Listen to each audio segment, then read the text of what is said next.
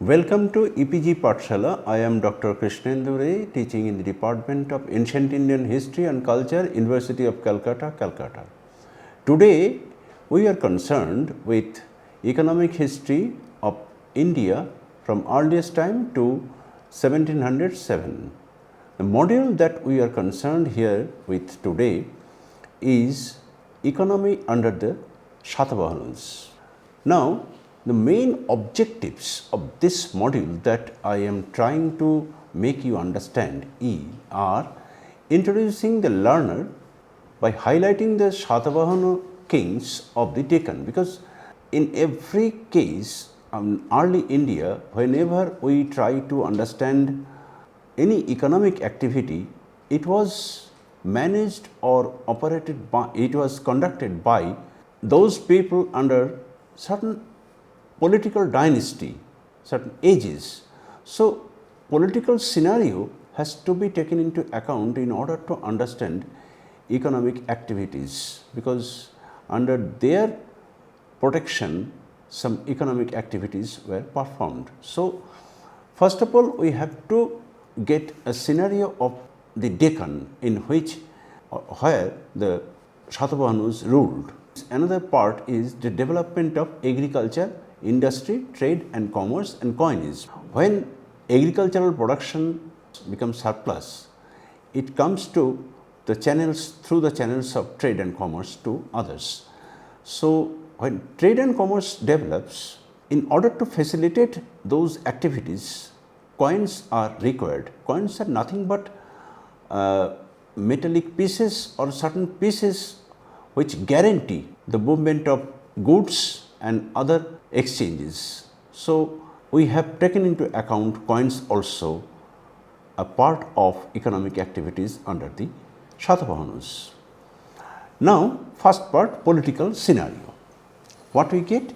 Early India witnessed the emergence of a number of political powers after the end of the Mauryan rule. Mauryan rules, we all know that 325 to 185 BC, Mauryans ruled almost the whole of India except a few areas in the far south. So, this was an umbrella like empire.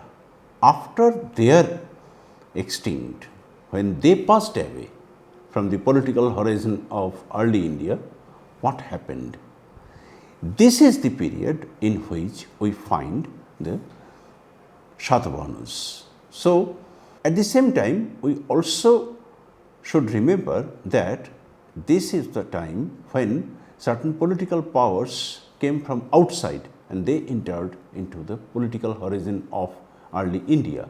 What those powers were? Bactrian Greeks, Shakos, Kushanus, Shungas, Kannus. Shungas, Kannus not came from outside. Kushanus came from outside. Bactrian Greeks, they came from outside, but there were other powers which were indigenous within India. Those were Cholos, Pandos, Cheros in the south and Shungos, Kannus in the central India and eastern India including area.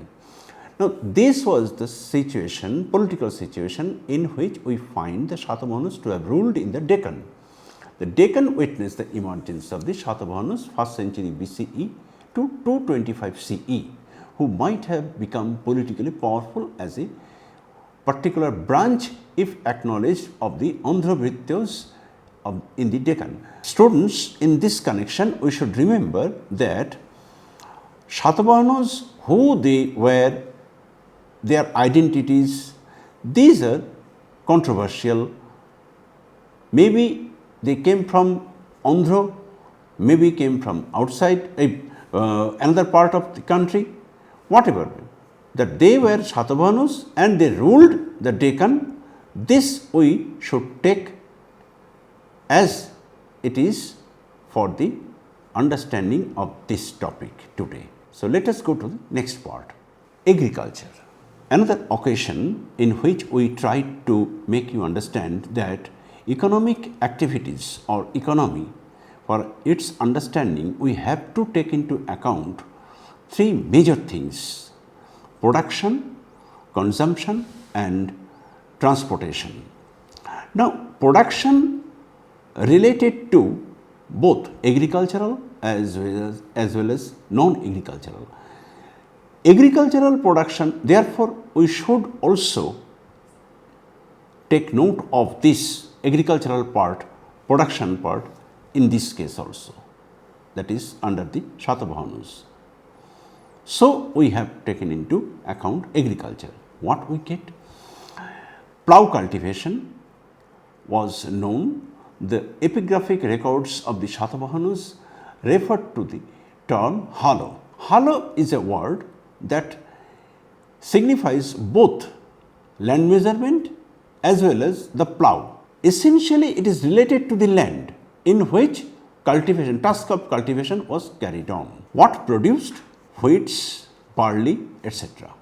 The point of irrigation, one thing it should be kept in mind that agricultural operation becomes successful if it is facilitated by supplying profuse of water, and this may come either by natural way or by way of irrigation. Now, when irrigation is concerned, what kind of information do we get from the records of the Satavahanas? We get irrigation. We like to propose reference to the word Rahatto Ghadiya Jantra, that is Prakrit text Gaha Sattasai, that was written by Satavahana King Halo. This is Sanskrit rendering.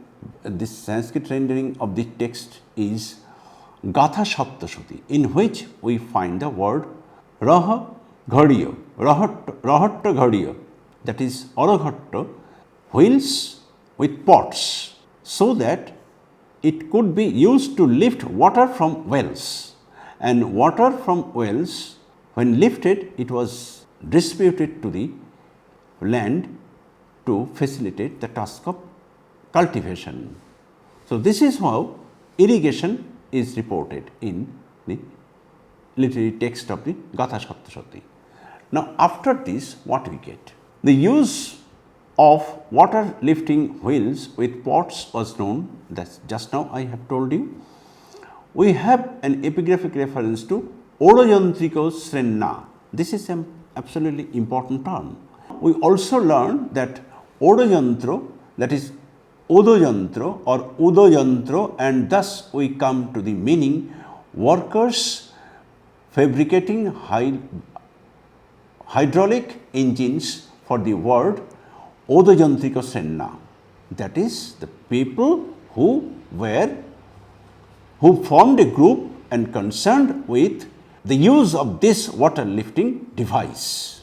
Agriculture, crops included wheat, rice, gram, pea, sorghum, barley, lentils, etc. They were the first to issue land grants to institutions. Now, leaving aside the point of agriculture, let us come to industry. What is this? This is also a production, part of production, as I told you. This is non-agricultural production. What we get about this? We get Satavahanas period gave the impression towards the development of several industries: pottery, carpentry, textiles, mining, metallurgy. Pottery, pieces of potteries with ornamental design. Now, why ornamental design? Potteries may be useful in day-to-day life, but perhaps there were people who chose certain designed potteries, as we like today, certain design things, design sarees, design other things. They also chose designed potteries. So, according to the needs of the people of the day, such and such designed potteries were also produced, and there were people who mastered this craft. Those people are no more today, but the things they had used are left with, and these are the things on the basis of which we are trying to build up our ideas about the economic activities of those times, those days. That's why we get ornamental designs, designed potteries. Again, artistic shapes, it is also not for all. artistic shapes, designed potteries, fine polished potteries, all these things, all these potteries were used, certainly not by all people. There were some people who used these, as today also there are some people who are very sophisticated, of sophisticated taste. They use certain very costly things, designed things, etc., etc. These are the things that we know from certain excavated areas: Kondapur, Maski, Amravati, Poithan. Carpentry. Sculptural representations of thrones, chairs, bedsteads, carts, household articles and containers. Let us come to mining and metallurgy. Gold was mined at Maski and Vandarvalli. Traces of mining and casting iron are found at several places of Telangana. Bronze, brass vessels, ornamental lamps, again ornamental lamps. This is also an important point. Lamps may be useful, may be used, but ornamental lamps not for all, but for some. That is, some skilled people, skilled artisans produce such and such ornamental lamps. Figurines discovered at Brahmapuri, Poithan and Amravati. Again I tell you, the archaeological artifacts that we get from these sites may be metal, may be non-metal, may be earthen, whatever. What archaeological goods, artifacts we get, on the basis of these, we try to build up the patterns of activities, particularly economic activities, when they performed. And at the same time, we also get some indications towards the stratification of the society. Society means the people, stratification among the people. Some were skilled, some were more skilled in producing certain other things. This is how the economic activities were conducted by them in those days. Let us, another thing, textiles. Ptolemy, again a non-indigenous author, textile sources, Ptolemy's geography. There he pays attention to testimony to the textile industry.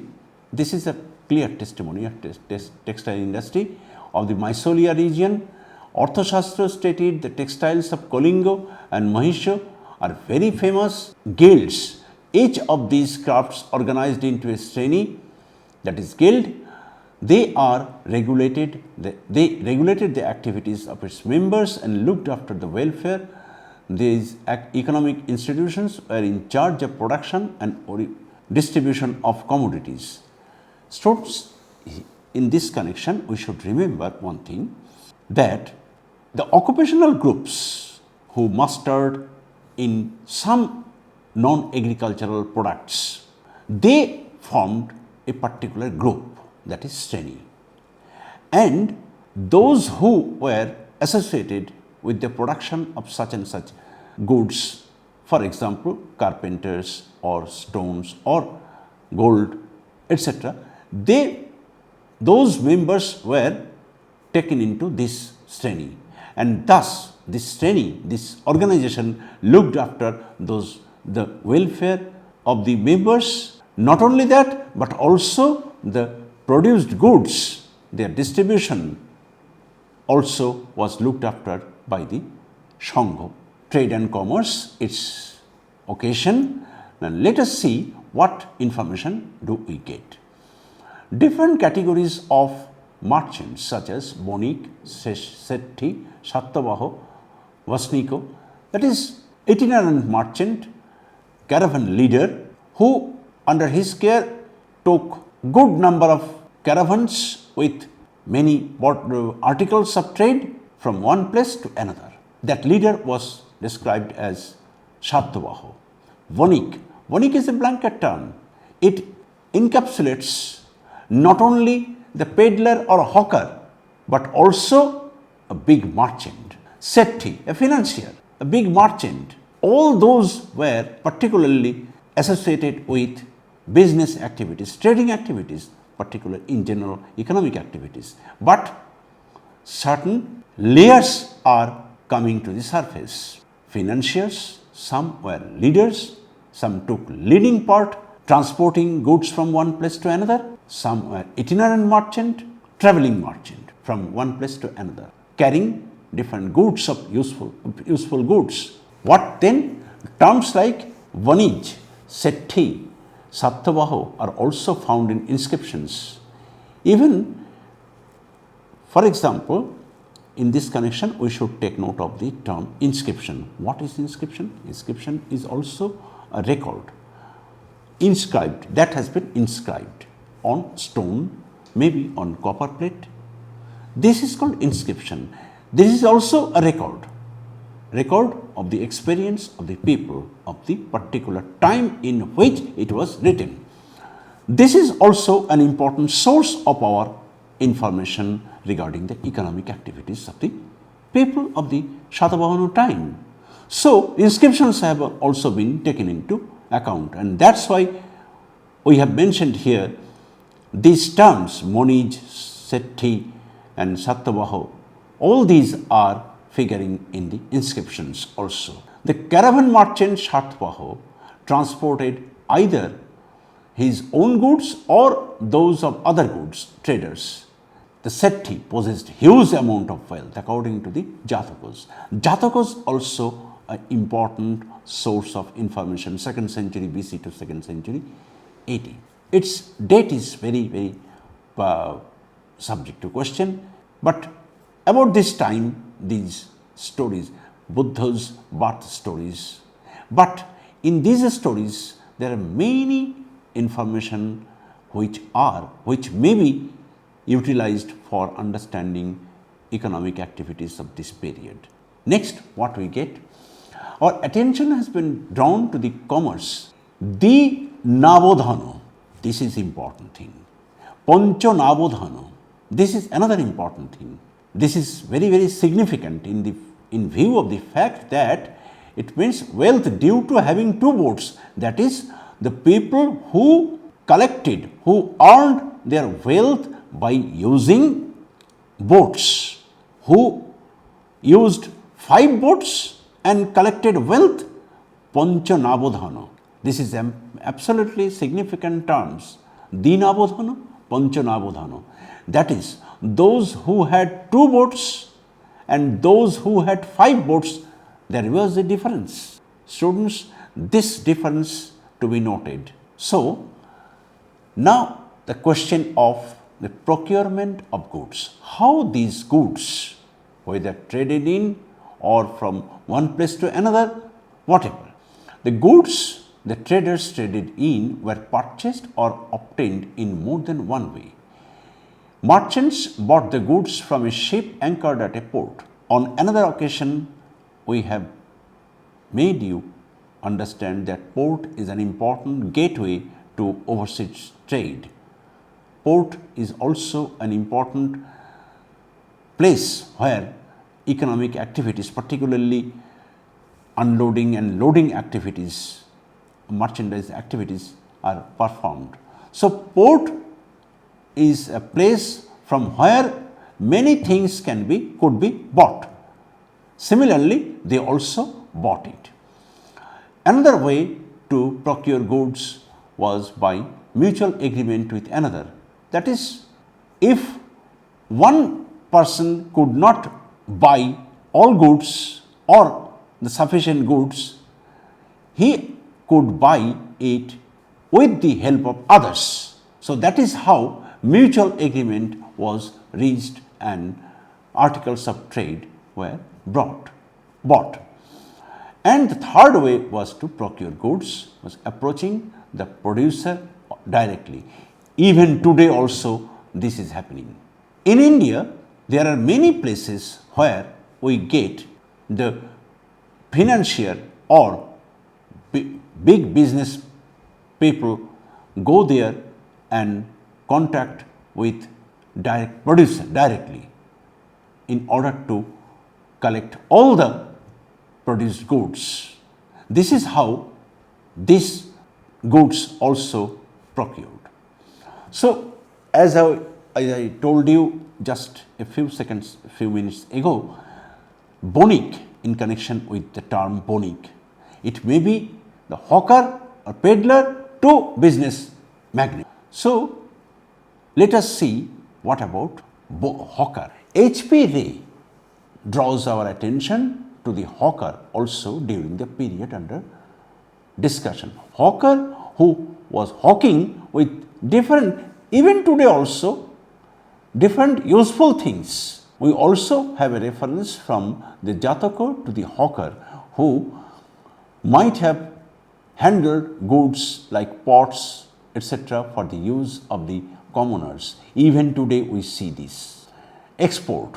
In connection with export trade, we learn from H.P. Ray that export items like silk, iron, food, even today also we find these items to have been exported to different countries, were sent to the Persian Gulf, southern Arabia and Cape Guardafui, and some goods like luxury ones were sent to Alexandria and then to the Roman market. So, this is how we get export trade. And in connection with the foreign trade, our attention has also been drawn to the three main ports. Again, we come to the question of ports. There are many ports, but these ports are very, very important. Even today also we get many important ports, both on the west coast and on the east coast. Similarly, in the past, these three ports were very, very important. Barbaricum in the Indus Delta, Kalyan near Mumbai, and Bharugacho, that is southern Gujarat, Broch. These were the major ports on the west coast. What imports they made from other countries? The import items included gold and silver coins, vessels of silver, Roman bottle made of glass and terracotta, lamps from the site of Ter, that is Tagarnagar of the Deccan, a wine jug, a candlestick, base, a mirror case, Roman metal objects of bronze, copper, etc. from the Brahmapuri site. That is, these goods were imported from different countries. Now, as I told you earlier, that in order to facilitate trading exchanges, we exchange coins. We use coins. Coins metallic in different denominations, big or small denominations. Small denominations, when you use small denomination coins, we promote small scale exchanges. Similarly, Satavahanas, during the days of the Satavahanas also, we find the use of coins.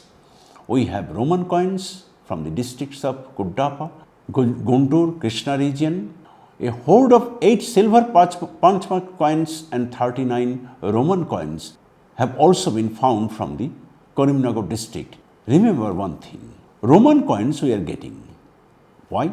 Because Romans, they imported goods from here. In exchange, they paid the prices of those goods in their coins, and that's why we get Roman coins. So, coins were used in order to facilitate trading exchanges. This is how we learn about coinages. What we get? We know that the Satavahanas ruler Gautamiputra Shatakarni restruck the Khatrapa silver coins and then circulated the coins. That is, these coins have been found from Jogalthembi. That is, Gautamiputra is well known to have defeated Khatrapa ruler Nahapanu, and the coins they had used were restruck by Gautamiputra Satakarni in order to facilitate the trading exchanges during the time of Gautamiputra Satakarni. In other words, Gautamiputra Satakarni reused those coins with his symbols, his authentication, so that the people of those days, particularly of his reign period, could use those coins in their day-to-day exchanges. So, this is supported by the coin hoard from Jugalthembi in Nasik in Maharashtra. Our attention has been drawn to a good number of copper cast coins from Nivasa and Bhokardan. We learned these coins were of the Satavahanas. That is, during the days of the Satavahanas, these coins were of use. Now, what metals they were using in producing their coins? Lead, copper and protein. Protein is an alloy of tin, zinc, copper and lead. The Satavahana coins mostly bear the elephant symbol on the obverse, the tree motif and Ujjain symbols are also found on the reverse, and accordingly they are of two group of coins. Today also we see our coins also bearing certain symbols, Ashokan symbol and other symbols, parliament symbols. These are nothing but the proof of official guarantee. Officially, these symbols are bearing the guarantee of the king. Even today also we find the authority, the government to promise this note or coins for its use in day-to-day exchanges. Similarly, during the days of the Satavahanas also, the authority provided authentication for its use in day-to-day exchanges, and that's why these were their symbols: tree symbol, Ujjain symbol with railing, tree with railing, and elephant symbol. These were the symbols of the Satavahana coins. Now we have lion type Satavahana coins, again a symbol of authentication, official authentication. Coins from Gujarat and Maharashtra, the Krishna and Godavari districts. In different areas, Satavahanas used coins with different symbols so that they could facilitate the economic exchanges. Now, what we get during the Satavahana period? In a nutshell, in summary, we can tell you that agricultural production, non-agricultural production were supervised mainly by the private enterprises. Now, we have come to the end of this lecture today. What we get regarding the economic activities during the people during the days of the Satavahanas.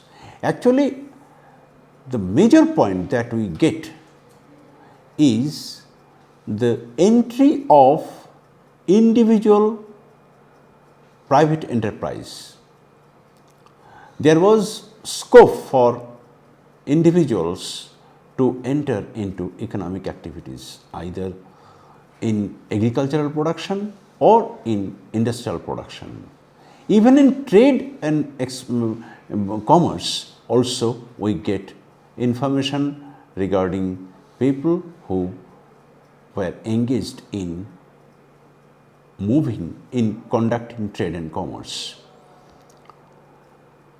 Profuse scope for individuals to be engaged in economic activities, not like the state control as we find in the case of the Mauryans just before their time. This is number one. Number two is this: there was scope and there was difference in points of skills in producing artisanal or other products. So, that way society witnessed certain differences, certain stratification among the people. Some were skilled, some were more skilled. This is how the society witnessed different categories of people with different degrees of skills, agricultural, non-agricultural or others. This is how we get the impression about the changes in the economic activities that we get during the days of the Satavahanas. Thank you.